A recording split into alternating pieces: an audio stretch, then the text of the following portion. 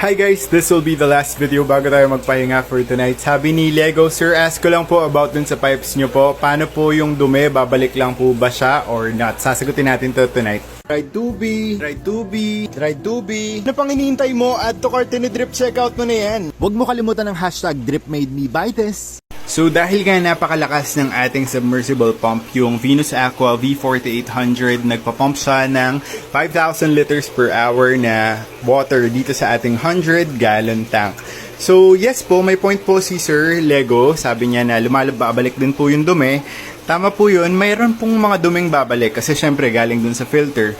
But then again, yung mga umaangat na tubig papunta naman dun sa aking overhead sump is just right para sa load ng aking overhead sump. I mean, kanina nakita nyo na it was overflowing pero ngayon okay na siya. So, although na may bumabalik na tubig or siguro may duming kasama dun sa ating parang DIY wave maker, parang ini-imagine ko na lang na I have a smaller submersible pump na nagsusupply ng just the right amount of water para sa aking overhead sump.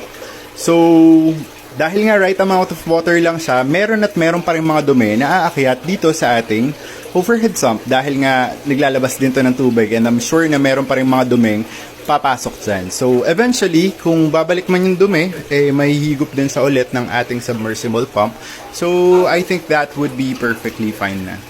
In addition to that, nakabasa rin ako ng a lot of comments saying nalagyan ko daw ng mga bato, itong aking mga chambers sa overhead sump ko. Yes po, lalagyan ko po yan ng mga filter medias really soon. Wala pa po ako nabibili kasi gusto ko lang talaga i-set up muna ang aking 100 gallon tank with the overhead sump and the pipes and the drain pipes and everything. Pero soon enough, yun na po yung next step ko. Bibili po ako ng mga filter medias. Each and every chamber right here will be filled with a lot of different filter medias para sa filtration ng ating 100 gallon tank para macycle na natin siya na maayos. I also read a few comments na sabi hindi daw pantay yung tubig ng tank ko, so baka daw masira or bumagsak or whatever. So yes, hindi po pantay, yun nga po yung mali ko. So doon medyo mababa, tapos dito medyo mataas. So i-drain ko po to ngayong gabi, as in ngayong gabi. Meron po ako dito ang pangsukat ng level ng yan. So iaangat ko po itong side na to ng konti para mag-level siya. Tomorrow i-level ko to, tapos I will try again.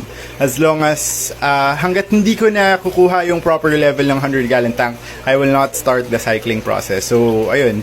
Ipa-perfect ko muna itong pipes, overhead sump, and the level of the tank, and then dun pa lang ako magsisimula. Thank you po sa lahat po ng mga advice nyo, comments, and suggestions. I really appreciate it. Sobrang laking tulong po sa akin, and I am just so thankful and grateful sa suporta nyong lahat. Maraming salamat po.